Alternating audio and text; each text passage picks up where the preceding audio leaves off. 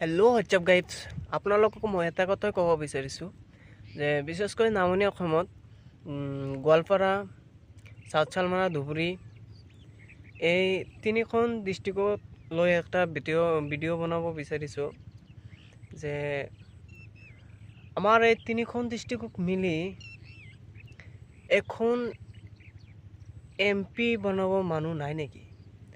যে উজনি অসমৰ পৰা আহি ৰকিবুল হুছেইনে মোৰ নামনি অসমত ইলেকশ্যন খেলি থাকে, তেওঁলোকেতো আমাৰ এই তিনিখন ডিষ্ট্ৰিক্টৰ কাৰণে একো মাত মাতা নাই।